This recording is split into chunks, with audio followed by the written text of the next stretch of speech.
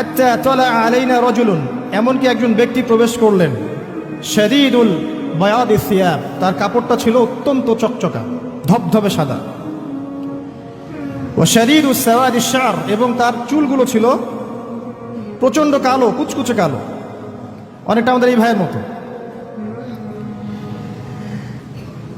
তো এখান থেকে বুঝতে পারলাম যে টিপটাপ পরিপাটি থাকা, উত্তম পোশাক পরা, সুন্দর স্মার্ট থাকা ইসলামের সুন্নাহ। আর আমরা খেয়াল করলে দেখবেন সবচাইতে খারাপ কাপড়টা পরে মসজিদে আসে, আর সেই ব্যক্তি মসজিদে আসলেন সবচেয়ে সুন্দর কাপড়টা পরে, তার সামর্থ্য অনুযায়ী সবচেয়ে সেরাটা। কারণ আমরা এখানে আল্লাহর সাথে দেখা করতে এসেছি, মানে একমাত্র আল্লাহকেই সৃষ্টিকর্তা, পালনকর্তা, রিজিক দাতা, জীবন মৃত্যুর মালিক, বিধান দাতা, সন্তান দাতা, হায়াত মতের মালিক, সবকিছু কোথা থেকে হয়? আল্লাহ থেকে। এই কনসেপ্টের নাম হচ্ছে লা ইলাহা ইল্লাল্লাহ। আর যদি কেউ আল্লাহর সাথে শিরক করে, মানে কেউ মনে করে আল্লাহ ছাড়া কোনো সৃষ্টিকর্তা আছেন, বা আল্লাহ নাই, বা আল্লাহ আছেন আরো কেউ আছে, অথবা কেউ যদি আল্লাহ ছাড়া অন্য কারোর জন্য সিজদা করে, অন্য কারো কাছে দোয়া করে, অন্য কারো কাছে সন্তান চায়, অন্য কোথাও নজর করে, অন্য কোথাও মানত করে, আল্লাহ ছাড়া অন্য কারো নামে কসম করে, ঠিক আছে, তাকদীরকে অস্বীকার করে, দুনিয়ার জন্য দ্বীনের জ্ঞান অর্জন করে, ঠিক আছে, তারপর আল্লাহ ছাড়া অন্য কারো কাছে সন্তান চায়, এরকম অনেক বিষয় আছে। এই কাজগুলোতে কেউ যদি লিপ্ত হয় তাহলে সে কি করবে? শিরক করবে। আরেকটা বিষয় কি? মুহাম্মাদুর রাসূলুল্লাহ। যখন মুহাম্মাদুর রাসূলুল্লাহ বলেছি, তার মানে আমার নিজের ইচ্ছায় ইসলামের মধ্যে কোনো আমল করার ইখতিয়ার নাই। আমি চাইলেই নামাজ পড়তে পারবো না, চাইলেই রোজা রাখতে পারবো না, চাইলেই হজ করতে পারবো না, যাকাত দিতে পারবো না, আমি কিছুই করতে পারবো না ইসলামের মধ্যে। যেটাই করব সেটা রাসূল সাল্লাল্লাহু আলাইহি ওয়াসাল্লাম, সাহাবায়ে কেরাম, তাদের থেকে প্রমাণিত থাকতে হবে। মানে আমি এই জুমার নামাজ 3 রাকাত পড়তে পারবো না, পারবো? যদি বলি নামাজ তো খুব ভালো কাজ, 2-এর জায়গায় 3 পড়লে সমস্যা কি? নামাজ বাতিল হয়ে যাবে। কারণ নবী সাল্লাল্লাহু আলাইহি ওয়াসাল্লাম 2 রাকাত পড়েছেন, আপনাকে 2 রাকাতই পড়তে হবে। আবার যদি বলি 1 রাকাত পড়বো, হবে? মুহাম্মদুর রাসূলুল্লাহ মানে প্রতিটা আমল নবী সাল্লাল্লাহু আলাইহি ওয়াসাল্লাম যেভাবে করেছেন সেইভাবে করা। যে আল্লাহর তাওহীদ, আল্লাহর সুন্নাহ, ইসলামের আদর্শ, মূল্যবোধ সব ভুলে গেছে। সন্তানও বড় হচ্ছে মাশাআল্লাহ সেইভাবে। পরিবারগুলো যেন এখন এক একটা জাহান্নামের টুকরা।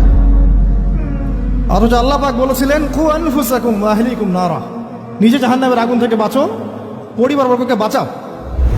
তারপরে কবরের প্রশ্ন উত্তর। যে ব্যক্তি পৃথিবীতে আল্লাহর সাথে শিরিক করেছে সে কখনো মান রব্বুক প্রশ্নের উত্তর দিতে পারবে না। যদি শিরিক থেকে তওবা না করে মারা যায়, সে কখনো মান রব্বুকা প্রশ্নের উত্তর দিতে পারবে না, পসিবল না। যে ব্যক্তি পৃথিবীতে তাওহীদের উপর থাকবে ইনশাআল্লাহ, সে ব্যক্তি মান রব্বুক প্রশ্নের উত্তর দিতে পারবে। পৃথিবীতে যে ব্যক্তি ইসলামকে ঠাট্টা বিদ্রুপের ছলে গ্রহণ করেছে, এর আনুগত্য করেনি, একে রিজেক্ট করেছে, সে মা দীনুকা প্রশ্নের উত্তর দিতে পারবে। পৃথিবীতে যে ব্যক্তি রাসূল সাল্লাল্লাহু আলাইহি ওয়াসাল্লামের আদর্শ মতো চলেনি, মান নাবিয়ুকা বা মান হাযার রাজুল বুইসা ফিকুম, এই প্রশ্নের উত্তর দিতে পারবে না। আলহামদুলিল্লাহ, যাবতীয় প্রশংসা এবং গুণগান একমাত্র মহিয়ান ও গরিয়ান আল্লাহ সুবহানাহু ওয়া তাআলার জন্য, যে আল্লাহ রাব্বুল আলামিন নাজিল করেছেন মহাবিশ্বয় মহাগ্রন্থ আল কোরআনুল কারীম। যে আল্লাহ রাব্বুল আলামিন ছাড়া ইবাদত পাওয়ার যোগ্য দ্বিতীয় কোনো হক ইলাহ বা মাবুদ নেই। যে আল্লাহ পাক আজকে আমাদেরকে সুস্থ শরীরে মসজিদে আসার তৌফিক দান করেছেন, সবাই শুকরিয়া আদায় করি, বলি আলহামদুলিল্লাহ। যাবতীয় দরুদ এবং সালাত বর্ষিত হোক মহান আল্লাহ প্রেরিত সর্বশেষ এবং চূড়ান্ত নবী, মানবতার মুক্তির দূত মুহাম্মদুর রাসূলুল্লাহ সাল্লাল্লাহু আলাইহি ওয়াসাল্লামের প্রতি। আমরা সবাই দরুদ পাঠ করি। আল্লাহুম্মা সাল্লি আলা মুহাম্মদ ওয়া আলা আলি মুহাম্মদ কামা সাল্লাইতা আলা ইব্রাহিম ওয়া আলা আলি ইব্রাহিম ইন্নাকা হামিদুম মাজিদ। আল্লাহুম্মা বারিক আলা মুহাম্মদ ওয়া আলা আলি মুহাম্মদ কামা বারাকতা আলা ইব্রাহিম ওয়া আলা আলি ইব্রাহিম ইন্নাকা হামিদুম মাজিদ। আপনারা কেমন আছেন? আলহামদুলিল্লাহ আলা কুল্লি হাল ওয়া ফি কুল্লি মাকান। وعن عمر ابن الخطاب رضي الله عنه قال, উমর ইবনে খাত্তাব রাদিয়াল্লাহু আনহু থেকে বর্ণিত, তিনি বলেন, বাইনামা নাহনু ইনদা রাসূলিল্লাহি সাল্লাল্লাহু আলাইহি ওয়াসাল্লাম যাতা ইয়াউমিন, কোন একদিন আমরা রাসূলুল্লাহ সাল্লাল্লাহু আলাইহি ওয়াসাল্লামের সাথে মসজিদে ঠিক এভাবেই বসেছিলাম। তার মানে মসজিদে এভাবে বসাটা সুন্নাহ।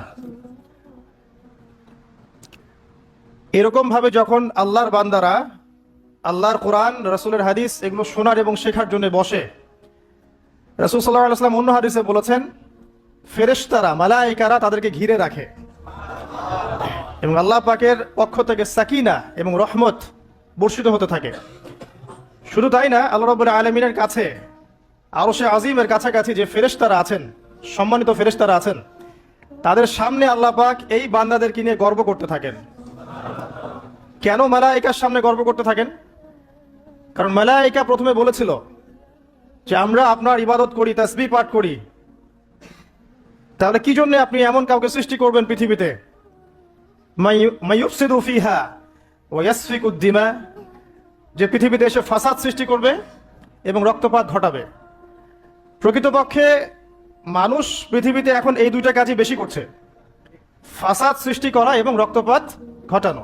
কিন্তু এর বাইরেও আল্লাহর এমন কিছু বান্দা আছেন যারা ফাসাদ সৃষ্টি করে না, রক্তপাতও ঘটায় না, আল্লাহর আনুগত্য করে চলে। এই জন্যেই এই বান্দাদেরকে নিয়ে আল্লাহ পাক গর্ব করে থাকেন।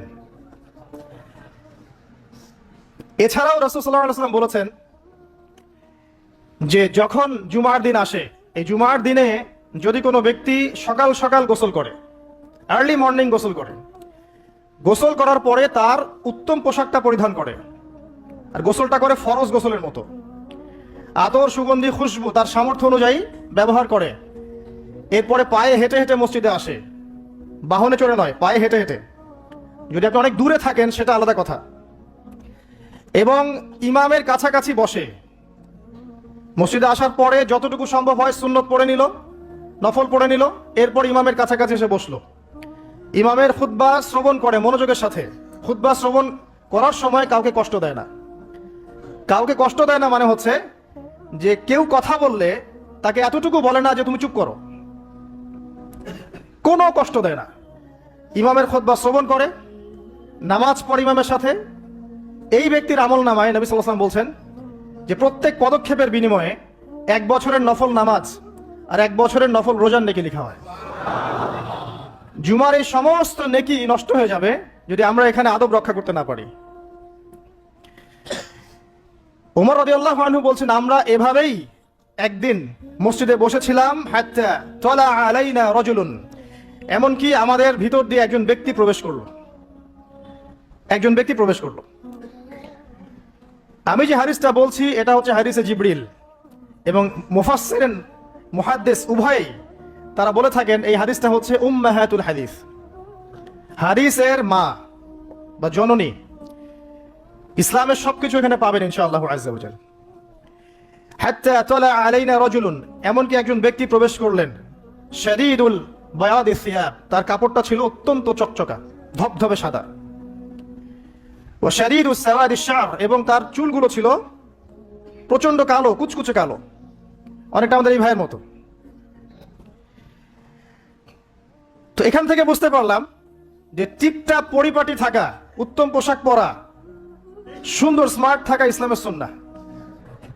আর আমরা খেয়াল করলে দেখবেন সবচাইতে খারাপ কাপড়টা পরে মসজিদে আসে, আর সেই ব্যক্তি মসজিদে আসলেন সবচেয়ে সুন্দর কাপড়টা পরে, তার সামর্থ্য অনুযায়ী সবচেয়ে সেরাটা, কারণ আমরা এখানে আল্লাহর সাথে দেখা করতে এসেছি। আর স্মার্ট থাকার জন্য রাসূলুল্লাহ সাল্লাল্লাহু আলাইহি ওয়াসাল্লামের চেয়ে স্মার্ট কোনো সুন্নাহ নাই। তিনি ছিলেন এই পৃথিবীর সবচেয়ে বিচক্ষণ, প্রজ্ঞাবান, handsome, smart people, smart human being people না, তাই না? তার চেহারার চেয়ে সুন্দর চেহারা কারো আছে? তার চেহারার চেয়ে সুন্দর চেহারা, তার চোখের চেয়ে সুন্দর চোখ, তার চেয়ে সুন্দর করে কথা বলা, তার চেয়ে সুন্দর শারীরিক গঠন, তার চেয়ে সুন্দর গায়ের গন্ধ, তার চেয়ে সুন্দর করে হাঁটা, মানুষের সাথে মেশা, ইবাদত করা, আমল করা, আল্লাহর জন্য সেজদা করা, কান্নাকাটি করা, যত কাজ নবী সাল্লাল্লাহু আলাইহি ওয়াসাল্লাম করতেন তার চেয়ে সুন্দর করে কেউ করতে পারবে? তো আজকে যুব সমাজ নবী সাল্লাল্লাহু আলাইহি ওয়াসাল্লামের আদর্শ বাদ দিয়ে অন্যান্য পশ্চিমা আদর্শ গ্রহণ করেছে, অথচ তারা বুঝতে পারে নাই সবচাইতে স্মার্ট পিপল হচ্ছেন, হিউম্যান বিং হচ্ছেন on the face of the earth রাসূলুল্লাহ সাল্লাল্লাহু আলাইহি ওয়াসাল্লাম। তো আমরা সবাই তার সুন্নাহ ফলো করতে পারি না? এই ব্যক্তি যখন মসজিদে আসলেন তার গায়ে ধবধবা সাদা পোশাক ছিল, আর সাদা পোশাক পরা নবী সাল্লাল্লাহু আলাইহি ওয়াসাল্লামের সুন্নাহ, তিনি এটা পছন্দ করতেন। চুল ছিল কালো, লা ইউরা আলাইহি আসারুস সাফার, তাকে দেখে মনে হচ্ছিল না যে সে সফর করে এসেছে, মানে কোনো ক্লান্তি নাই তার মধ্যে। আমরা মসজিদে আসলে ক্লান্ত হয়ে যাই, সমস্ত কাজকর্ম শেষ করে ক্লান্ত হয়ে মসজিদে আসি। আর তাদের সুন্নাহ ছিল তারা মসজিদে আসলে প্রাণ ফিরে পেতেন, আর আমরা মসজিদে আসলে ঘুমাই। এই যে আমি খুতবা দিচ্ছি, দেখবেন অনেকে ঘুমাবে। একটা আমল বলে দেই, যদি জুমার দিনে মসজিদে এসে ঘুম ঘুম লাগে তাহলে জায়গা চেঞ্জ করবেন। আপনি সরে যাবেন আরেক জায়গায়, আরেক ভাইকে ওই জায়গা দিবেন, দেখবেন ঘুম চলে যাবে ইনশাআল্লাহ। আর একটা দোয়া পড়বেন, আউযু বিকালিমাতিল্লাহি তাম্মাতি মিন শাররি মা খালাক। এই দোয়াটা পড়বেন, আউযু বিকালিমাতিল্লাহি তাম্মাতি মিন শাররি মা খালাক। লা ইউরা আলাইহি আসারুস সাফার, তাকে দেখে মনে হচ্ছিল না সে সফর করে এসেছে। ওয়ালা ইয়ারিফুহু মিন্না আহাদ, এবং তাকে আমাদের এই মদিনার কেউই চিনে না। আননোন একটা ফেস, অপরিচিত মানুষ, মনে হচ্ছে আকাশ থেকে টুপ করে পড়েছে। এই কথাগুলো কে বলছেন? ওমর রাদিয়াল্লাহু তাআলা। ওমর রাদিয়াল্লাহু আনহু খুবই বিচক্ষণ সাহাবী এবং খুবই দূরদর্শিতা সম্পন্ন, সূক্ষ্মদর্শী। এবার সেই ব্যক্তি হাত্তা জালাসা মা'আন নবী সাল্লাল্লাহু আলাইহি ওয়াসাল্লাম, এমনকি সে এসে নবী সাল্লাল্লাহু আলাইহি ওয়াসাল্লামের সাথে বসে পড়লো। কিভাবে বসলো? ফাসনাদা রুকবাতাইহি ইলা রুকবাতাইহি, তার এই যে দুই হাঁটু তাশাহুদের সময় আমরা যেমন করে বসি, এইভাবে হাঁটুর সাথে হাঁটু লাগিয়ে বসলেন। ওয়াদাআ কাফাইহি আলা ফাখিজাইহি, এবং তার দুই হাত এটা নবী সাল্লাল্লাহু আলাইহি ওয়াসাল্লামের রান, উরু, এর উপরে রাখলেন। চিন্তা করেন, দৃশ্যটা চিন্তা করেন। তো এই ব্যক্তি কিছু জানতে এসেছে। তো টিচারের কাছে ওস্তাদের কাছে এই যে শিক্ষার্থী যাচ্ছেন, তালেবে ইলম ওস্তাদের কাছে যাচ্ছেন, আদবটা খেয়াল করেছেন?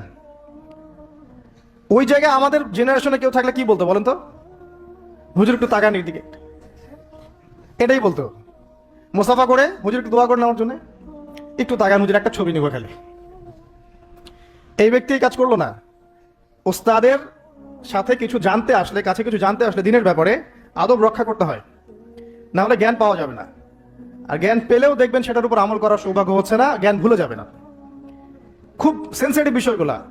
আবু হানিফা রাহিমাহুল্লাহ যখন তার এই যে মজলিস বসাতেন, তখন বাছাই করে করে বসাতেন যে কাকে জ্ঞান বিতরণ করলে আমার কল্যাণ আছে।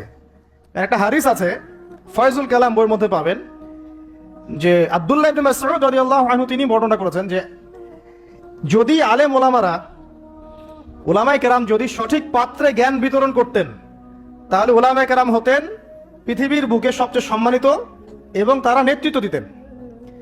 কিন্তু তারা ভুল পাত্রে জ্ঞান বিতরণ করেছে, দুনিয়াদারদের কাছে জ্ঞান বিতরণ করেছে। এই জন্য আল্লাহ পাক এই জমিনবাসীর কাছে তাদের মর্যাদা কমিয়ে দিয়েছেন। তো সঠিক পাত্রে জ্ঞান বিতরণ, এই ওস্তাদের সাথে ছাত্রের যে আদব, এটা রক্ষা করতে হবে, না হলে জ্ঞান অর্জন করা যায় না এবং জ্ঞান কাজেও আসবে না। এবার এই ব্যক্তি জিজ্ঞাসা করছেন, ফাকাল ইয়া মুহাম্মদ, হে মুহাম্মদ সাল্লাল্লাহু আলাইহি ওয়াসাল্লাম, আখবিরনি আনিল ইসলাম, আমাকে ইসলাম সম্পর্কে বলুন। নবী সাল্লাল্লাহু আলাইহি ওয়াসাল্লাম বলছেন, আল ইসলাম, ইসলাম হচ্ছে আন তাশহাদা আল্লা ইলাহা ইল্লাল্লাহ, তুমি সাক্ষ্য দিবে যে আল্লাহ ছাড়া কোনো ইলাহ নেই, ওয়া আন্না মুহাম্মাদান রাসূলুল্লাহ, মুহাম্মদ সাল্লাল্লাহু আলাইহি ওয়াসাল্লাম আল্লাহর রাসূল। কোন বর্ণনা এসেছে আল্লাহর বান্দা এবং রাসূল। তারপরে ওয়া আন তুকিমাস সালাহ, এবং তুমি সালাত কায়েম করবে, ওয়া আন তুতিয়াজ যাকাত, এবং যাকাত প্রদান করবে, ওয়া তাসুমা রমাদান, রমাদান মাসে সাওম পালন করবে, ওয়া তাহুজ্জাল বাইত ইন ইসতাতা'তা ইলাইহি সাবিলা, যদি সামর্থ্য হয় তাহলে আল্লাহর পথে হজ করবে। এই পাঁচটা হচ্ছে ইসলামের পিলার। আল্লাহ পাক সূরা আল ইমরানে বলেছেন না, ইন্নাদ দীনা ইনদাল্লাহিল ইসলাম, আল্লাহর কাছে একমাত্র জীবন ব্যবস্থা গ্রহণীয় সেটা কি? ইসলাম। কবরে গেলে প্রশ্ন হবে, মা দীনুক, দিনিয়াল ইসলাম। তো মাল ইসলাম, ইসলাম কি? এইটা হচ্ছে ইসলাম, ইসলামের সংজ্ঞা। পাঁচটা পিলার, এটা হচ্ছে ইসলাম। এটাকে স্বীকার করে নিলে একজন ব্যক্তি মুসলিম হয়, ঈমান নিয়ে আসলে মুমিন হয়, তাকওয়া অবলম্বন করলে মুত্তাকি হয়, আর হৃদয়ের মধ্যে কলবে ইহসান চলে আসলে মুহসিন হয়ে যায়। এটা সবচেয়ে বড় স্টেজ। তো এবার এই ব্যক্তি বলছেন, সাদাত, আপনি সত্য বলেছেন। তো ওমর রাদিয়াল্লাহু আনহু বলছেন, ফাআজিবনা লাহু, আমরা অবাক হয়ে গেলাম। ইয়াসআলুহু ওয়া ইউসাদ্দিকুহু, এই ব্যক্তি নিজেই প্রশ্ন করলো, নিজে আবার সত্যায়ন করলো। এটা কি হয় কখনো? কেউ যখন জানতে আসে কিছু টিচারের কাছে, সে কি সত্যায়ন করতে পারবে আপনার কথা ঠিক আছে এটা বলতে পারবে? তার মানে সে আগে থেকে উত্তর জানতো। তো ওমর রাদিয়াল্লাহু আনহু কিন্তু এখন খুব কনসিয়াস এই ব্যক্তি কে আসলে। এইটুকু আমরা একটু আলোচনা করে নেই। নবী সাল্লাল্লাহু আলাইহি ওয়াসাল্লাম এখানে বলেছেন ইসলাম মানে হচ্ছে সাক্ষ্য দেয়া লা ইলাহা ইল্লাল্লাহ এবং মুহাম্মাদুর রাসূলুল্লাহ। এই তো এর মানে হচ্ছে, খুব সংক্ষিপ্ত আকারে বলছি, খুতবায় অনেক বড় বলার সময় থাকে না। এর মানে হচ্ছে আমাকে তাওহীদের উপর থাকতে হবে এবং শিরক থেকে দূরে থাকতে হবে। আর মুহাম্মাদুর রাসূলুল্লাহ মানে হচ্ছে আপনাকে সুন্নাহর উপর থাকতে হবে, বেদাত থেকে দূরে থাকতে হবে। আবার বলছি, লা ইলাহা ইল্লাল্লাহ সাক্ষ্য দেওয়ার মানে হচ্ছে তাওহীদের উপর থাকতে হবে, শিরক থেকে দূরে থাকতে হবে। আর মুহাম্মাদুর রাসূলুল্লাহ এই সাক্ষ্য দেওয়ার অর্থ হচ্ছে আমাকে নবীর সুন্নাহর উপর থাকতে হবে, বেদাত থেকে দূরে থাকতে হবে। তাওহীদ আপনারা জানেন, তাওহীদে রুবুবিয়্যাহ, তাওহীদে উলুহিয়্যাহ, একটা কি তাওহীদে আসমা ও সিফাত, মানে একমাত্র আল্লাহকেই সৃষ্টিকর্তা, পালনকর্তা, রিজিক দাতা, জীবন মৃত্যুর মালিক, বিধান দাতা, সন্তান দাতা, হায়াত মউতের মালিক, সবকিছু কোথা থেকে হয়? আল্লাহ থেকে। এই কনসেপ্টের নাম হচ্ছে লা ইলাহা ইল্লাল্লাহ। আর যদি কেউ আল্লাহর সাথে শিরক করে, মানে কেউ মনে করে আল্লাহ ছাড়া কোনো সৃষ্টিকর্তা আছেন বা আল্লাহ নাই, বা আল্লাহ আছেন আরো কেউ আছে, অথবা কেউ যদি আল্লাহ ছাড়া অন্য কারোর জন্য সিজদা করে, অন্য কারো কাছে দোয়া করে, অন্য কারো কাছে সন্তান চায়, অন্য কোথাও নজর করে, অন্য কোথাও মানত করে, আল্লাহ ছাড়া অন্য কারো নামে কসম করে, ঠিক আছে, তাকদীরকে অস্বীকার করে, দুনিয়ার জন্য দিনের জ্ঞান অর্জন করে, ঠিক আছে, তারপর আল্লাহ ছাড়া অন্য কারো কাছে সন্তান চায়, এরকম অনেক বিষয় আছে। এই কাজগুলোতে কেউ যদি লিপ্ত হয় তাহলে সে কি করবে? শিরক করবে। তো এই হলো সংক্ষিপ্ত আকারে বললাম আপনার তাওহীদ এর উপর থাকতে হবে, লা ইলাহা ইল্লাল্লাহ, তখন শিরক করা যাবে না। তাওহীদে থাকলে জান্নাত, আর শিরকে থাকলে বিনা হিসাবে জাহান্নাম। কারণ নবী আল্লাহ রাব্বুল আলামিন সূরা নিসার মধ্যে বলেছেন, ইন্নাল্লাহা লা ইয়াগফিরু আন ইউশরাকা বিহি, আল্লাহ পাক শিরক করার গুনাহ মাফ করেন না, ওয়া ইয়াগফিরু মা দুনা যালিকা লিমান ইয়াশা, এছাড়া অন্য যে কোনো গুনাহ আল্লাহ পাক যাকে ইচ্ছা মাফ করে দিবেন। কিন্তু শিরক করার পরে বিনা তওবায় যদি মারা যায় এই গুনাহ মাফ হবে না। এই জন্য শিরক থেকে সর্বোচ্চ সতর্ক থাকতে হবে। আরেকটা বিষয় কি, মুহাম্মাদুর রাসূলুল্লাহ। যখন মুহাম্মাদুর রাসূলুল্লাহ বলেছি তার মানে আমার নিজের ইচ্ছায় ইসলামের মধ্যে কোনো আমল করার ইখতিয়ার নাই। আমি চাইলেই নামাজ পড়তে পারবো না, চাইলেই রোজা রাখতে পারবো না, চাইলেই হজ করতে পারবো না, যাকাত দিতে পারবো না, আমি কিছুই করতে পারবো না ইসলামের মধ্যে। যেটাই করব সেটা রাসূল সাল্লাল্লাহু আলাইহি ওয়াসাল্লাম, সাহাবায়ে কেরাম তাদের থেকে প্রমাণিত থাকতে হবে। মানে আমি এই জুমার নামাজ 3 রাকাত পড়তে পারবো না, পারবো? যদি বলি নামাজ তো খুব ভালো কাজ, 2 জায়গায় 3 পড়লে সমস্যা কি? নামাজ বাতিল হয়ে যাবে। কারণ নবী সাল্লাল্লাহু আলাইহি ওয়াসাল্লাম 2 রাকাত পড়েছেন, আপনাকে 2 রাকাতই পড়তে হবে। আবার যদি বলি 1 রাকাত পড়বো, হবে? মুহাম্মাদুর রাসূলুল্লাহ মানে প্রতিটা আমল নবী সাল্লাল্লাহু আলাইহি ওয়াসাল্লাম যেভাবে করেছেন সেইভাবে করা। তার কথার সাথে তার কাজের সাথে যদি কারো কথা কাজ মিলে যায় সেটা গ্রহণ করতে কোনো সমস্যা নাই, কিন্তু তার কথার সাথে তার কাজের সাথে যার কথাই মিলবে না সেটা গ্রহণ না করাই আপনার উপর ওয়াজিব। এক কথায় আমাদের ইবাদত বন্দেগী করার, দিনের পথে চলার একমাত্র আদর্শ মানদণ্ডকে মুহাম্মদ সাল্লাল্লাহু আলাইহি ওয়াসাল্লাম, এটাই হচ্ছে মুহাম্মাদুর রাসূলুল্লাহ। এরপরে বলেছেন ওয়া আন তুকিমাস সালাহ, সালাত কায়েম করতে। সালাত কায়েম মানে খুব শর্টকাটে বলছি, আল্লাহ যেন সবাইকে তৌফিক দেন, আমাকে সহ আপনাদের সবাইকে 5 ওয়াক্ত সালাত জামাতে পড়ার চেষ্টা করতে হবে।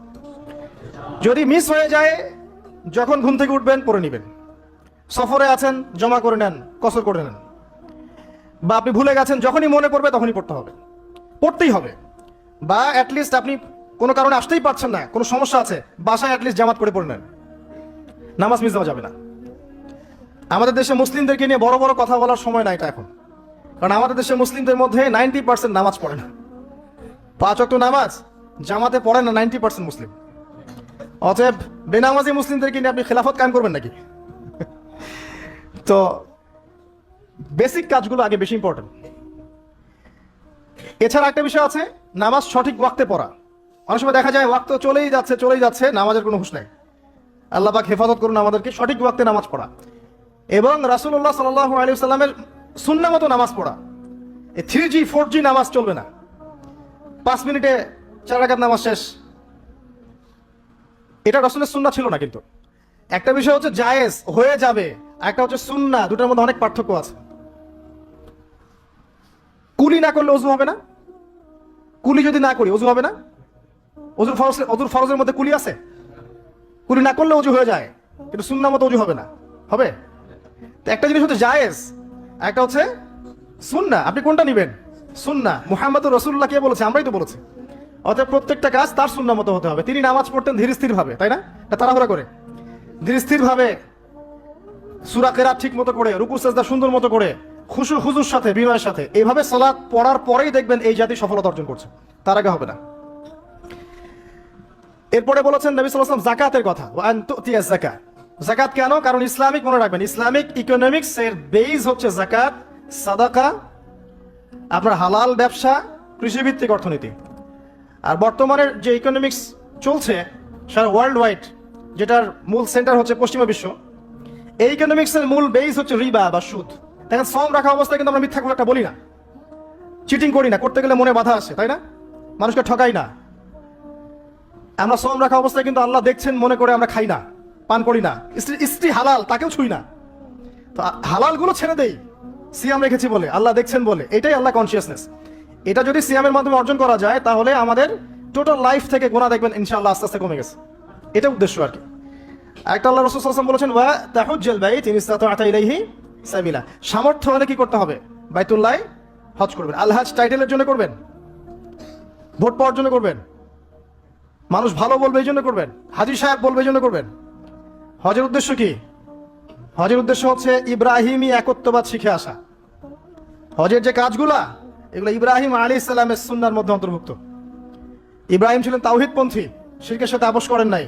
পরিবার ছেড়ে দিয়েছেন, বাবা বের করে দিয়েছে, আগুনে ফেলে দিয়েছে, স্ত্রীকে রেখে আসছেন, সন্তানকে রেখে আসছেন শুধুমাত্র আল্লাহর জন্য। ইয ক্বালা লাহু রাব্বুহু আসলিম, যখনই আল্লাহ তার রব তাকে বলেছেন ইসলাম কবুল করো, মানে আত্মসমর্পণ করো, ক্বালা আসলামতু লিরাব্বিল আলামিন, তিনি বলেছিলেন কি?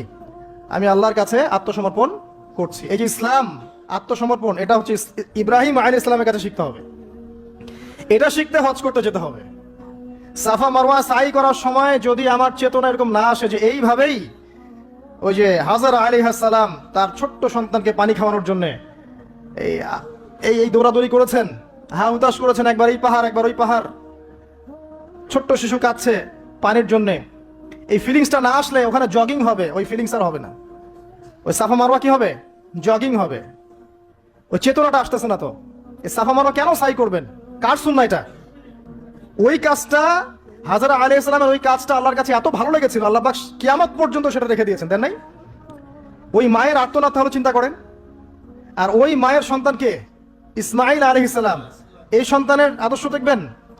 বাবা বলছেন যে ইয়া বুনাইয়া ইন্নী আরা ফিল মানামি আন্নী আযবাহুক, হে আমার ছেলে, আমি দেখেছি স্বপ্নে আমি তোমাকে জবাই করছি। ফানজুর মাযা তারা, তোমার কি রায়, তোমার কি খেয়াল আছে? বললেন, হে আমার বাবা, ইফআল মা তুমার, আপনাকে যে আদেশ করা হয়েছে আপনি তাই করুন। সাতাজিদুনি ইনশাআল্লাহু মিনাস সাবিরিন, ইনশাআল্লাহ আপনি আমাকে সবরকারী, ধৈর্যশীল পাবেন। এই সন্তানটাকে মানুষ করেছে তার মা হাজরা আলাইহিস সালাম, তার বাবা কিন্তু তাকে মানুষ করে নাই। ওই হাজরা যিনি সাফা মারওয়া সাই করছেন, এরকম মায়ের গর্ভ থেকেই এমন সন্তান আশা করা যায়। আর আমাদের পরিবারে, আমাদের সমাজের স্টার জলসা জি বাংলার স্ত্রীদের কাছে এমন সন্তান আশা করা যায় না। অপসংস্কৃতি দিয়ে এবং দুনিয়াবি বিষয়গুলো দিয়ে, ভোগ বিলাস, এগুলো দিয়ে এত মত্ত হয়ে গেছে এরা যে আল্লাহর তাওহীদ, আল্লাহর সুন্নাহ, ইসলামের আদর্শ, মূল্যবোধ সব ভুলে গেছে। সন্তানও বড় হচ্ছে মাশাআল্লাহ সেইভাবে। পরিবারগুলো যেন এখন এক একটা জাহান্নামের টুকরা। অথচ আল্লাহ পাক বলেছিলেন, কু আনফুসাকুম ওয়া আহলিকুম নারা, নিজে জাহান্নামের আগুন থেকে বাঁচো, পরিবারবর্গকে বাঁচাও। অনেক বড় বড় মানে রিনাউন্ড ফ্যামিলিগুলো, ইসলামিক ফ্যামিলিগুলো ভিতরে ভিতরে দেখা যাবে ফিতনা দিয়ে ভর্তি। পারিবারিক ফিতনার কারণে দেখা যায় যে দিন নিয়ে চলা, দিনের পথে কাজ করা, প্রচার প্রসার করা অনেক সময় মুশকিল হয়ে পড়ে। তো পরিবারের পিতা যদি ইব্রাহিমের মতো হতে না পারে, মায়েরা যদি হাজরা আলাইহিস সালামের মতো হতে না পারে, এবং সন্তানরা যদি ইসমাঈল আলাইহিস সালামের মতো হতে না পারে, আপনি এরকম আদর্শ পরিবারও কল্পনা করতে পারবেন না, এবং এরকম পরিবারগুলো দিয়ে আদর্শ সমাজও কখনো বাস্তবায়ন হবে না। এমন হওয়ার তৌফিক আল্লাহ পাক আমাদেরকে দান করুন, আমিন।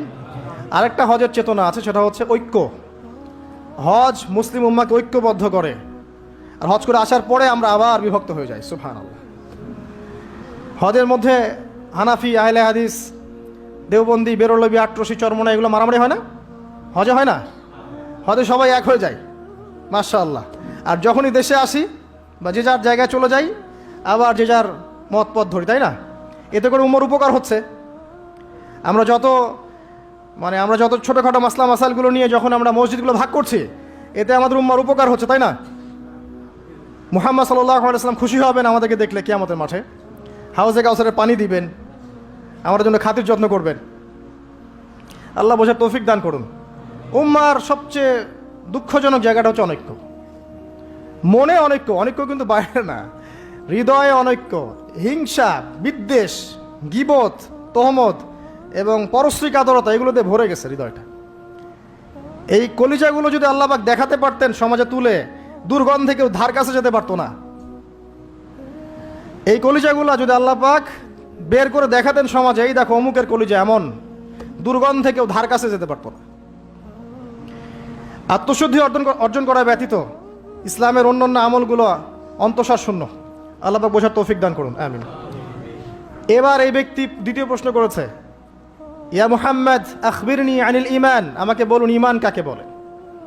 নবী সাল্লাল্লাহু আলাইহি ওয়াসাল্লাম বলছেন, আল ঈমান হচ্ছে আন তুমিনা বিল্লাহ, তুমি আল্লাহর প্রতি বিশ্বাস করবে, এক নাম্বার। ওয়া মালাইকাতিহি, তার ফেরেশতাগণের প্রতি বিশ্বাস করবে। ওয়া কুতুবিহি, তার কিতাবসমূহের প্রতি। ওয়া রুসুলিহি, তার রাসূলগণের প্রতি।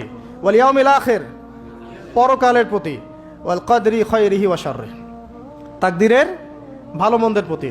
আল্লাহর প্রতি ঈমান তো বোঝেন, যেটা বললাম তাওহীদ, ওটাই আল্লাহর প্রতি ঈমান। দুই নাম্বার হচ্ছে মালায়েকা, ফেরেশতাদের প্রতি বিশ্বাস করেন তো? সবাই বিশ্বাস করে না। এখনকার জেনারেশনে মানুষ এলিয়েনে বিশ্বাস করে, ফেরেশতায় বিশ্বাস করে না। বাসা থেকে যখন বের হয়েছেন, বিসমিল্লাহি তাওয়াক্কালতু আলাল্লাহ লা হাওলা ওয়ালা কুওয়াতা ইল্লা বিল্লাহ, সাথে সাথে ফেরেশতা আপনার সাথে চলে আসছেন। রাত্রেবেলা যখন ঘুমানোর সময় পড়েছেন আল্লাহু লা ইলাহা ইল্লা হুয়াল হাইয়ুল কাইয়ুম, এখান থেকে শেষ পর্যন্ত আয়াতুল কুরসি, একজন ফেরেশতা আল্লাহর পক্ষ থেকে আপনাকে পাহারা দিয়েছে। আপনার ডানে বামে দুজন ফেরেশতা আছেন, কিরামান কাতিবিন ইয়ালামুনা মা তাফআলুন। কবরে ফেরেশতা আসবে, মৃত্যুর সময় ফেরেশতা আসবে। আল্লাহ রাসূল সাল্লাল্লাহু আলাইহি ওয়াসাল্লাম যখন মেরাজে গিয়েছেন, বাইতুল মামুরে ফেরেশতা দেখেছেন, তার কাছে জিবরাইল আলাইহিস সালাম আসতেন, ওহী নিয়ে এসেছেন। ফেরেশতা তার কাছে, এই ফেরেশতার 600-র মতো পাখা ছিল। আল্লাহ পাকের এমন ফেরেশতা আছেন যার একটা ফুৎকারে এই মহাবিশ্ব ধ্বংস হয়ে যাবে অচিরেই। আন তুমিনা বিল্লাহি ওয়া মালাইকাতিহি, তার ফেরেশতা মণ্ডলীর প্রতি বিশ্বাস স্থাপন করবে। এই মসজিদের চারপাশ ফেরেশতা ঘিরে রাখছেন, এই ঈমান রাখতে হবে। আপনি দেখতে পারবেন না, সবকিছু বাহ্যিক দৃষ্টিতে দেখা যায় না। এটা সায়েন্স বিশ্বাস করুক আর না করুক, ফেরেশতার অস্তিত্ব অবশ্যই আছে। বিশ্বাস না করলে ঈমান থাকবে না। আর একটা বিষয় হচ্ছে ওয়া কুতুবিহি, আসমানি সমস্ত কিতাবে বিশ্বাস করা। আমরাই একমাত্র জাতি, ভালো করে মনে রাখবেন, আমরা মুসলিমরাই একমাত্র জাতি যারা তাওরাত, জাবুর, ইনজিল সহ যত আসমানি কিতাব আছে সবগুলোর প্রতি ঈমান রাখি। ইহুদিরা কি কোরআনে বিশ্বাস করে? নাসারারা কি কোরআনে বিশ্বাস করে? আমরা ওদের তাওরাতেও বিশ্বাস করি, জাবুরেও বিশ্বাস করি। তো কারা অসাম্প্রদায়িক? এই যে একটা ট্যাগ লাগিয়ে দেওয়া হচ্ছে এখন, তাহলে কারা অসাম্প্রদায়িক? ওয়া রুসুলিহি, প্রত্যেকটা রাসূলকে আমরা বিশ্বাস করি। আল্লাহর পক্ষ থেকে যত রাসূল এসেছেন সবাইকে কি করি? আমরা বিশ্বাস করি। লা নুফাররিকু বাইনা আহাদিম মিনহুম, তাদের কারো মাঝে আমরা কোনো পার্থক্য করি না। আমরা মুসা আলাইহিস সালামকে মানি না, ঈসা আলাইহিস সালামকে মানি না, এবং ফলো করি মুহাম্মদ সাল্লাল্লাহু আলাইহি ওয়াসাল্লামকে, কারণ তিনি আমাদের সর্বশেষ নবী এবং সবচেয়ে নিউ এডিশনটাই তো মানুষ নিবে, তাই না? তিনি সবচেয়ে নিউ এডিশন এবং ফাইনাল টেস্টিমেন্ট, এই জন্য আমরা তাকে ফলো করি। আমরা অনেক স্মার্ট। কিন্তু ইহুদিরা কি মুহাম্মদ সাল্লাল্লাহু আলাইহি ওয়াসাল্লামকে মানে? খ্রিস্টানরা কি মুহাম্মদ সাল্লাল্লাহু আলাইহি ওয়াসাল্লামকে মানে? তাহলে কারা সাম্প্রদায়িক, কারা অসাম্প্রদায়িক? আমরা সবাইকে মানি, প্রত্যেক আসমানি কিতাবে বিশ্বাস করি, প্রত্যেক নবী রাসূলকে বিশ্বাস করি। এবং ইসলাম সবচেয়ে উদার নৈতিক ধর্ম। এর চেয়ে উদার নৈতিক মানবতাপ্রেমী কোনো ধর্ম নাই পৃথিবীতে। এবং এটা একমাত্র রিলিজন যেখানে প্রত্যেকটা বিষয়ের সমাধান আছে। আপনি মানেন আর নাই মানেন, কেউ বাধ্য করেনি। মানলে আপনি আল্লাহর আনুগত্য করবেন এবং জান্নাতে যাবেন ইনশাআল্লাহ। যদি না মানেন, আপনার বিচার পরকালে আল্লাহ পাক করবেন। কেউ কারো উপরে জবরদস্তি করতে যাবে না, তাই না? লা ইকরাহা ফিদ দ্বীন, দ্বীনের মধ্যে কোনো বাড়াবাড়ি নাই। ফাযাক্কির ইন্নামা আনতা মুযাক্কির, তুমি উপদেশ দাও, তুমি শুধুমাত্র কি উপদেশদাতা। লাস্তা আলাইহিম বিমুসাইতির, তুমি কারো উপরে দারোগা নও, জাস্ট মেসেজ পৌঁছে দেয়া, মানলে মানবে, না মানলে না, সিম্পল। এর জন্য কি বোমাবাজি করতে হবে? রাষ্ট্রের মধ্যে অরাজকতা সৃষ্টি করতে হবে? হিন্দু মুসলিম মারামারি করতে হবে? কিচ্ছু করতে হবে না। এগুলো ইসলামের সাথে সাংঘর্ষিক, এগুলো করতে যাবেন না।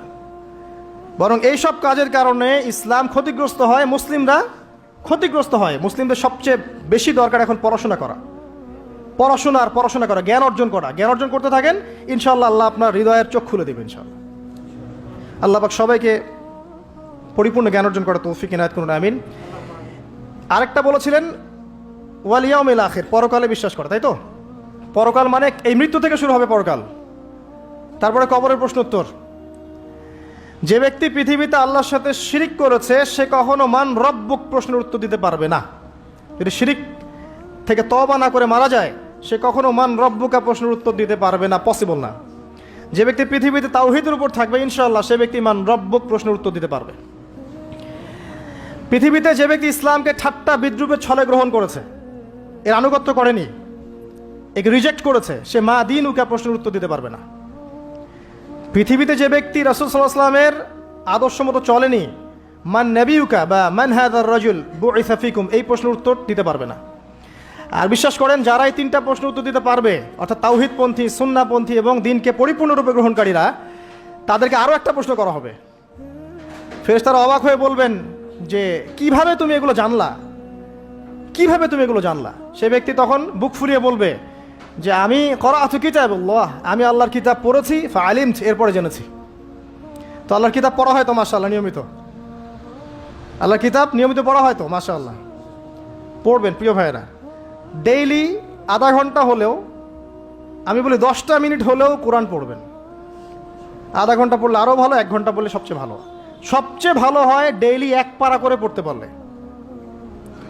আমার পরিবারবর্গ এই কাজটা করে মাশাআল্লাহ, ডেইলি 1 পারা পড়তে চেষ্টা করে, আমি পারি না। কারণ শুধুমাত্র তোতা পাখির মতো পড়ে গেলে আমার মন ভরে না, যতক্ষণ পর্যন্ত না আয়াতগুলোকে নিয়ে আমি ভাবছি, গবেষণা করছি, অর্থটা বুঝতে হবে। তো ডেইলি 1 পারা পড়ার অভ্যাস করলে হবে কি, মাসে 30 পারা, প্রতি মাসে 1 খতম, দেখবেন আপনার জীবনে বরকত আসতেছে, আপনার হায়াতে বরকত হচ্ছে, রিজিকে বরকত হচ্ছে, মনে একটা শান্তি থাকবে। আর কোরআন যে যত বেশি তেলাওয়াত করে, মানসিক চাপ নেওয়ার ক্ষমতা তার তত বেশি থাকে। এটা আপনি প্রমাণিত, পরীক্ষা করে দেখেছি আমি। 3 দিন 7 দিন কোরআন থেকে দূরে থাকলে মানসিক চাপ নিতে পারি না, কিন্তু কোরআনের অ্যাটাচমেন্টে থাকলে, সংস্পর্শে থাকলে দেখবেন আপনি মানসিক চাপ নিতে পারতেছেন, কারণ এটা আল্লাহর পক্ষ থেকে নাজিল করা অভ্রান্ত সত্যের উৎস। এই হলো পরকাল, প্রশ্নের উত্তর। তারপরে পুনরুত্থান, যেখানে 50,000 বছর দাঁড়িয়ে থাকতে হবে। মানুষ অতিষ্ঠ হয়ে যাবে যে বিচার কেন শুরু হচ্ছে না। একবার আদম আলাইহিস সালামের কাছে, একবার নূহ, একবার মুসা, একবার ঈসা, সবার কাছে মানুষ ছুটতে থাকবে বিচারটা শুরু হোক, অ্যাটলিস্ট জান্নাত জাহান্নাম পরে দেখা যাবে, আগে শুরুটা হোক। দাঁড়ায় থাকতে থাকতে আমরা শেষ। এই যে ঘাম দিয়ে কারো টাকনু, কারো হাঁটু, কারো বুক, কারো গলা চিন্তা করা যায়?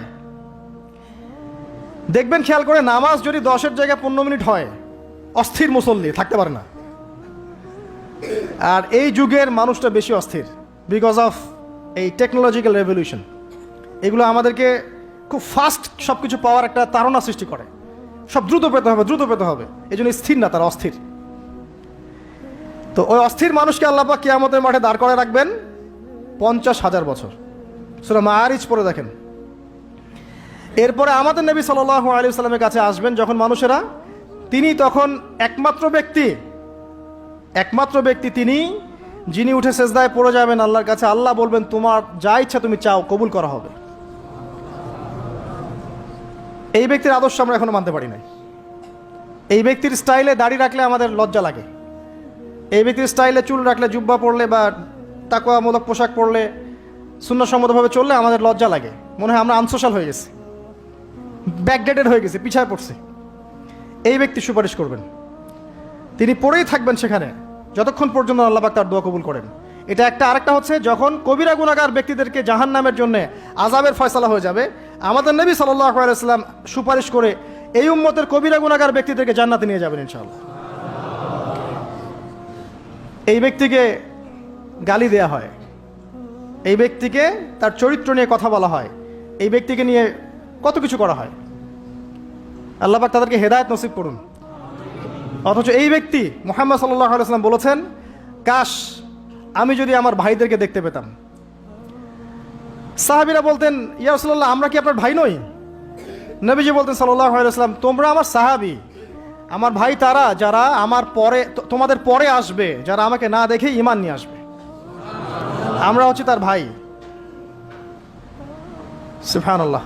এরপরেও এই উম্মার মধ্যে যারা আলেম ওলামা, ইলমের চর্চা করবেন, ইলমের প্রচার প্রসার ঘটাবেন, তাদের সাথে রাসূল সাল্লাল্লাহু আলাইহি ওয়াসাল্লামের একটা সখ্যতা থাকবে। এই উম্মতের মধ্যে যারা এতিমদের দেখাশোনা করবে, মিসকিনদের দেখাশোনা করবে, তারা নবী সাল্লাল্লাহু আলাইহি ওয়াসাল্লামের সাথে এই জান্নাতে এতটুকু দূরত্ব থাকবে। যারা বিধবা এতিম মিসকিনদের দেখাশোনা করবে, এতটুকু দূরত্ব থাকবে। যে ব্যক্তি তার চরিত্রকে হেফাজত করতে পারবে, নবী সাল্লাল্লাহু আলাইহি ওয়াসাল্লাম বলেছেন, তার জন্য আমি জান্নাতের মাঝখানে একটা ঘরের জিম্মাদার হব। এরকম অনেক হাদিস আছে। এই ব্যক্তি একমাত্র ব্যক্তি যিনি আপনাকে ছাড়া জান্নাতে যাবেন না, যিনি জান্নাতে না গেলে জান্নাতের দরজা খোলা হবে না, যিনি পুল সিরাতের মতো জায়গাতেও ইয়া নাফসি বলবেন না, বলবেন ইয়া উম্মতি ইয়া উম্মতি। তিনি একমাত্র ব্যক্তি যাকে কবরে দেখানো হবে আপনাকে আমাকে। তিনি একমাত্র ব্যক্তি যিনি অঝর নয়নে আমাদের জন্য কেঁদেছেন রাতের বেলা আল্লাহর কাছে, যিনি হাউজে কাউসারে থাকবেন আমাদের জন্য, যাতে আমরা পানি পান করতে পারি।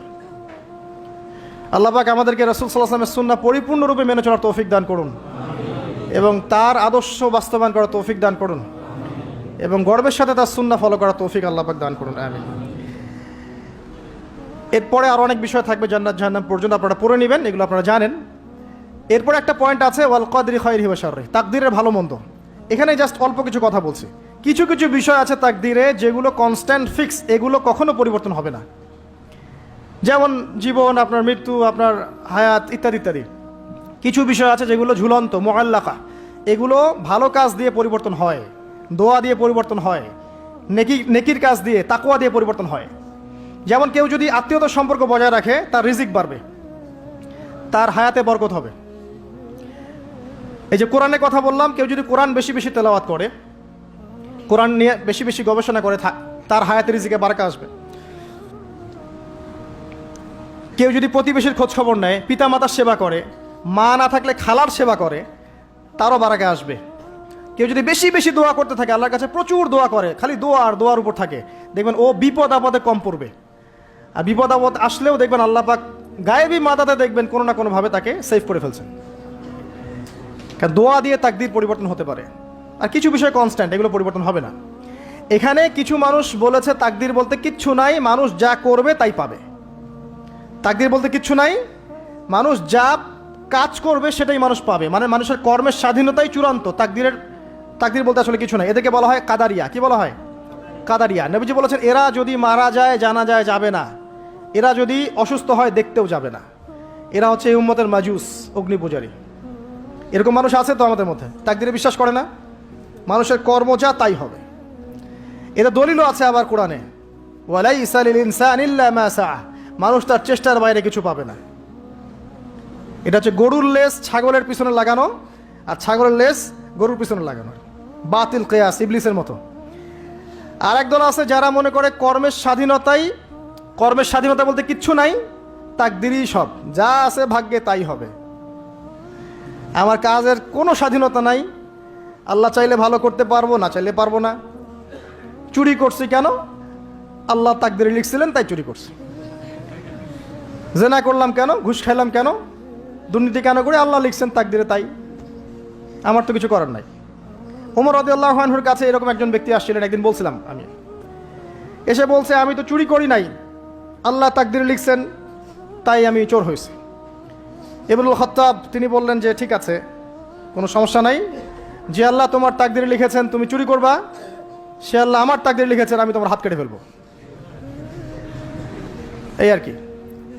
এদেরকে বলা হয় আবার জাবারিয়া। এদের নাম কি? জাবারিয়া। এদেরও দলিল আছে, আম লিল ইনসানি মা তামান্না ফালিল্লাহিল আখিরাতু ওয়াল উলা, মানুষ যা চায় তাই কি সে পাবে? আল্লাহর হাতেই সমস্ত ক্ষমতা। মানে এরা হয়েছে কি, দুজন দুই দুয়ারে চলে গেছে আর কি। এর মাঝখানে ব্যালেন্সটা কি? তাকদীর আল্লাহর হাতে। আল্লাহ পাক তাকদীর লিখেছেন আসমান জমিন সৃষ্টির 50,000 বছর আগে। এরপরে আবার মায়ের গর্ভে যখন রূহ আসে তখনও, তারপরে লাইলাতুল কদরের তাকদির আবার বাজেট পেশ করা হয়। কিছু বিষয়ে কনস্ট্যান্ট আর কিছু বিষয় আছে মুআল্লাকাত, কাজের মাধ্যমে আপনি পরিবর্তন করতে পারবেন। আর নবী সাল্লাল্লাহু আলাইহি ওয়াসাল্লাম বলেছেন সাহাবীদেরকে যে মানুষকে যে ফলাফলের জন্য সৃষ্টি করা হয়েছে পৃথিবীতে তার কাজ সেরকমই হবে।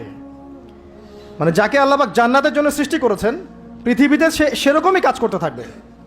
যাকে আল্লাহ পাক জাহান্নামের জন্য সৃষ্টি করেছেন বা যার তাকদীরে লেখা আছে সে জাহান্নামে যাবে, পৃথিবীতে তার কাজও তেমনই হবে। সূরা লাইলের মধ্যে দলিল আছে। এই 6টা বিষয় হচ্ছে ইমানের পিলার, মনে থাকবে ইনশাআল্লাহ। আল্লাহর প্রতি বিশ্বাস, মালায়েকা, কুতুবিহি ওয়া রুসুলিহি ওয়াল ইয়াউমিল আখির ওয়াল কদরি খাইরি ওয়া শাররি। এই 6টা পিলারকে মনে বিশ্বাস করা, মুখে স্বীকার করা আর কাজে বাস্তবায়ন করার নাম হচ্ছে ঈমান। মনে থাকবে ইনশাআল্লাহ। মনে বিশ্বাস, মুখে স্বীকার আর কাজে বাস্তবায়নের নাম কি? ঈমান। শুধু মনে বিশ্বাস করি, কাজ নাই, ঈমান আছে? ঈমান আছে, নামাজ পড়ি না, চলবে? চলবে না। এখানে 2টা দল আছে, ভালো করে বোঝেন এই জায়গাটা। এক দল হচ্ছে মনে করে জাস্ট মুখে লা ইলাহা ইল্লাল্লাহ একবার বললেই জান্নাত। কথা বুঝতে পারছেন? এদেরকে বলা হয় মুরজিয়া। কি বলা হয়? মুরজিয়া, মানে শৈথিল্যবাদী। আরেক দল আছে যারা মনে করে মানুষ কবিরা গুনাহ করলেই কাফের হয়ে যায়, এদেরকে বলা হয় খারেজি। কি বলা হয়? খারেজি। পৃথিবীতে যত দেশে দেশে এই যে জঙ্গিবাদ ছড়িয়ে পড়েছে এর মূল আকীদা হচ্ছে এই যে খারেজি আকীদা, যারা মনে করে যে কেউ যদি কবিরা গুনাহ করে কাফের হয়ে যাবে, অতএব তাকে মারা জায়েজ আছে। এই জন্য তাকে মারা, তার রক্তকে হালাল মনে করা, তার সম্পদ লুটে নেওয়া, এগুলো ওরা জায়েজ মনে করে, নেকির কাজ মনে করে। এটা খারেজি আকীদা। আর মাঝখানের আকীদা হচ্ছে আহলে সুন্নাহ ওয়াল জামায়াতের আকীদা। সেটা হচ্ছে মনে বিশ্বাস, মুখে স্বীকৃতি, ঠিক আছে, এটা বেস। আর কাজ হচ্ছে ফুরু বা শাখা। কাজ করতে গিয়ে কারো ভুল ত্রুটি ভালো মন্দ হতে পারে, যদি কেউ কবিরা গুনাহ করে ফেলে তার জন্য তওবার দরজা খোলা আছে, সে কাফের হয়ে যাবে না, হায়েস্ট সে বরং ফাসেক বা জালেম হতে পারে। এই অবস্থায় মারা গেলে আল্লাহ তার বিচার করবে। এই হচ্ছে আহলে সুন্নাহ ওয়াল জামায়াতের আকীদা। এরপরে ওই ব্যক্তি বলেন আপনি সত্য বলেছেন। আবার প্রশ্ন করলেন আখবিরনি আনিল ইহসান, ইহসান কাকে বলে? নবীজি উত্তর দিলেন আল ইহসান আন তা'বুদাল্লাহা কাআন্নাকা তারাহ। তিনি বললেন ইহসান হচ্ছে তুমি এমনভাবে আল্লাহর ইবাদত করবে যেন তুমি আল্লাহকে দেখতে পাচ্ছো। ওয়া ইল্লাম তাকুন তারা ফাইন্নাহু ইয়ারাক। তুমি যদি আল্লাহকে দেখতে না পারো, বিশ্বাস রাখবে আল্লাহ তোমাকে দেখছেন। এই যে এই কনসিয়াসনেস, আল্লাহ কনসিয়াসনেস নিয়ে ইবাদত করার নাম হচ্ছে ইহসান। ইহসান যে ব্যক্তি আয়ত্ত করতে পারবে সে হবে মুহসিন, মুসলিম, মুমিন, মুত্তাকি, মুহসিন, একদম হাইয়েস্ট লেভেল।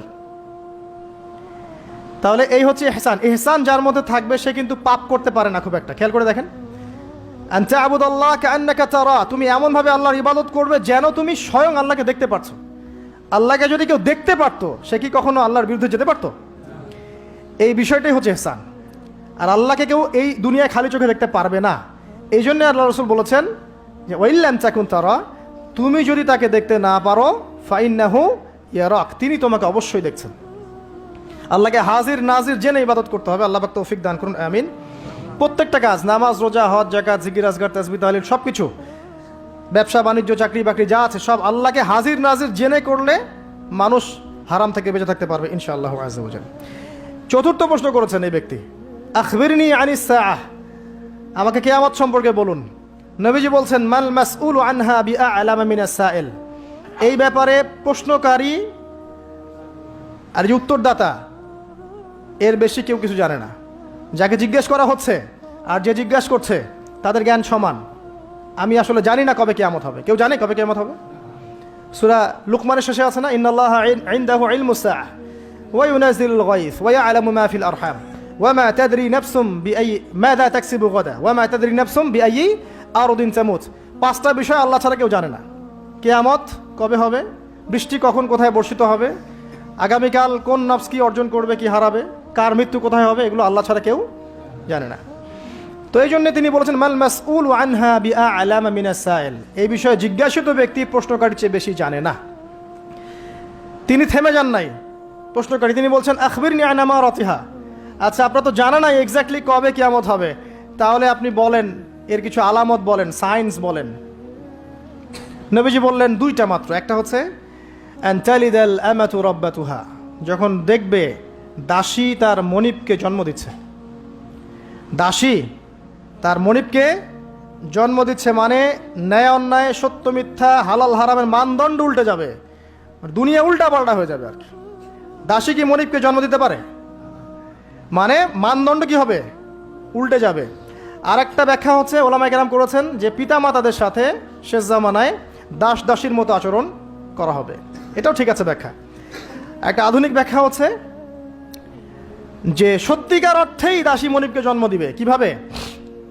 ফ্যামিলিস্ট রেভলিউশন এবং রিবার কারণে।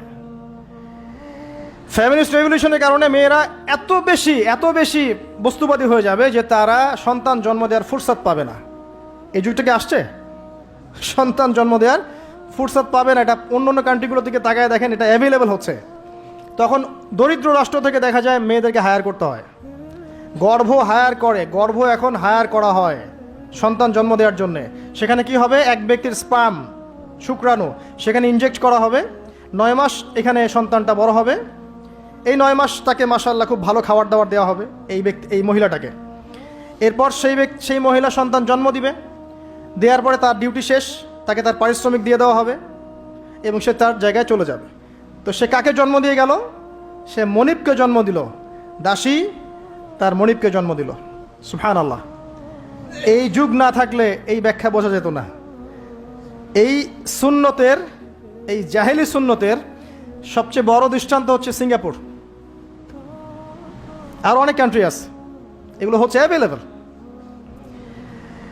তো দাসী তার মনিবকে জন্ম দিচ্ছে এখনো। এরপরে এই ব্যক্তি ফানতালাকা, এই ব্যক্তি চলে গেলেন। ফালাবিস্তু মালিয়ান, আমরা সবাই স্তব্ধ হয়ে বসে থাকলাম। এরপরে রাসূল সাল্লাল্লাহু আলাইহি ওয়াসাল্লাম বললেন, ইয়া ওমর আতাদরি মানি সাইল, হে ওমর তুমি কি জানো এই ব্যক্তি কে ছিল যে প্রশ্ন করেছে? ওমর ইবনে খাত্তাব বলছেন, আল্লাহু ওয়া রাসূলুহু আ'লাম, আল্লাহ এবং তার রাসূল ভালো জানেন। নবী সাল্লাল্লাহু আলাইহি ওয়াসাল্লাম বললেন, ইন্নাহু জিবরিল, এই ব্যক্তি হচ্ছে জিবরাইল আলাইহিস সালাম। আতাকুম ইউআল্লিমুকুম দীনাকুম, তিনি এসেছিলেন তোমাদেরকে তোমাদের দিন শেখাতে। তিনি কেন এসেছিলেন? তোমাদের দিন শেখাতে। জিবরাইল আলাইহিস সালাম এইটা ইতিহাসে, এই পৃথিবীর ইতিহাসে কিয়ামত পর্যন্ত একবার, অনলি ওয়ান টাইম, এই একবারই, for the very first and last time, একবারই মানুষের রূপ ধরে এই জনসমক্ষে সবার সামনে এসেছেন। আর এই হাদিসটা হচ্ছে নবী সাল্লাল্লাহু আলাইহি ওয়াসাল্লামের ইন্তেকালের বেশ অল্প কিছুদিন আগের হাদিস, খুব বেশি দূরের হাদিস নয়। এখানে ইসলামের দিন, আতাকুম ইউআল্লিমুকুম দীনাকুম, তোমাদেরকে তোমাদের দিন শেখাতে এসেছেন। দিনের প্রশ্ন, মৌলিক প্রশ্ন হচ্ছে এখন তাহলে 4টা। ইসলাম কাকে বলে, ঈমান কাকে বলে, ইহসান কাকে বলে, কিয়ামত কবে হবে। তার মানে কিয়ামত কবে হবে এই বিষয় নিয়ে বা আখিরুজ জামান নিয়ে স্টাডি করা, গবেষণা করা, সচেতন থাকা দিনের 25%। কত পার্সেন্ট? মিনিমাম 25%। এটা এই কারণে করা হয় যাতে করে আগামী দিন সম্পর্কে, আগামী সম্পর্কে মানুষ সচেতন থাকতে পারে। আল্লাহ রাসূল সাল্লাল্লাহু আলাইহি ওয়াসাল্লাম যতগুলো আলামত কিয়ামতের বলে গেছেন, এই কারণে কি বলে গেছেন? যাতে করে মানুষ হতাশ হয়ে যাবে, বরং এই কারণে যাতে করে মানুষ সচেতন থাকতে পারে। কাউকে যদি বলা হয়, আল্লাহ যদি তার কাছে স্বপ্নে জানিয়ে দেন বা কোনোভাবে দৃঢ় ইয়াকিন তার কাছে আসে বা তার কাছে ওহী চলে আসে কারো কাছে যে তুমি আর 1 বছর বাঁচবা, তোমার হায়াত 1 বছর বাকি আছে, বলেন এই ব্যক্তি পাপ বেশি করবে না পুণ্য বেশি করবে? কোনো ডাউট নাই। তো স্ক্যাটোলজিক্যাল আলোচনাগুলো এই কারণে নয় যাতে করে মানুষ হতাশ হয়ে যায়, বরং এই কারণে যাতে করে আগামী সম্পর্কে মানুষ সচেতন থাকতে পারে, আমল করে প্রিপারেশন নিতে পারে।